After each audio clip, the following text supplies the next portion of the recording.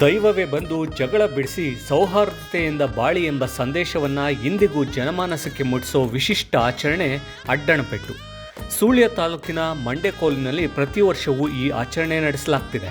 ಮಂಡೆಕೋಲು ಗ್ರಾಮದ ಶ್ರೀ ಮಹಾವಿಷ್ಣುಮೂರ್ತಿ ದೇವಸ್ಥಾನದ ಜಾತ್ರೋತ್ಸವದ ಅಂಗವಾಗಿ ನಡೆಯುವ ಉಳ್ಳಾಕುಲು ಪರಿವಾರದ ದೈವದ ನೇಮದ ಸಂದರ್ಭದಲ್ಲಿ ಅಡ್ಡಣಪೆಟ್ಟು ನಡೆಯುತ್ತದೆ.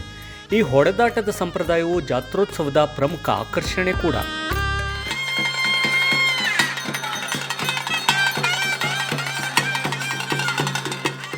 ನಾಲ್ಕೂರಿನ ಪ್ರತಿನಿಧಿಗಳ ನಡುವೆ ತುಳುನಾಡಿನ ಅತ್ಯಂತ ಅಪರೂಪದ ಅಡ್ಡಣಪೆಟ್ಟು ಆಚರಣೆ ನಡೆಯುತ್ತೆ. ಹಳೆಯ ಸಂಪ್ರದಾಯವನ್ನು ಪ್ರತಿನಿಧಿಸಿ ಸಾಂಕೇತಿಕವಾಗಿ ನಡೆಯುವ ಈ ಹೊಡೆದಾಟವನ್ನು ನೋಡೋಕೆ ನಾಡಿನ ವಿವಿಧೆಡೆಯಿಂದ ಭಕ್ತರು ಬರ್ತಾರೆ. ದೇವಸ್ಥಾನಕ್ಕೆ ಸಂಬಂಧಪಟ್ಟ ಕೇನಾಜೆ, ಮಾವುಜಿ, ಮುರೂರು, ಬೊಳಗಲ್ಲು ಎಂಬ 4 ಗೌಡ ಮನೆತನಗಳು ಇಲ್ಲಿವೆ.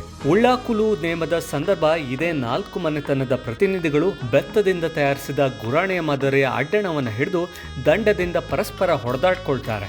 ಉಳ್ಳಾಕುಲು ದೈವ ಬಂದು ಹೊಡೆದಾಟವನ್ನು ಬಿಡಿಸುತ್ತೆ.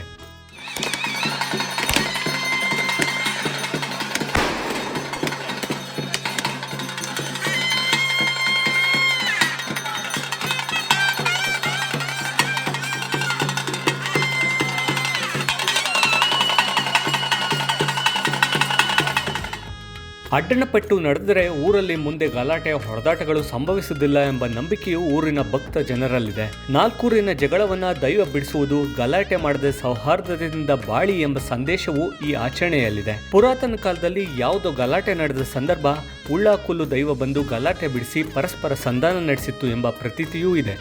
ಇದೇ ಕಾರಣದಿಂದ ಪ್ರತಿ ವರ್ಷ ಉಳ್ಳಾಕುಲು ನೇಮದ ಸಂದರ್ಭದಲ್ಲಿ ಅಡ್ಡಣಪೆಟ್ಟು ಒಂದು ಸಂಪ್ರದಾಯವಾಗಿ ನಡೆದು ಬರ್ತಿದೆ.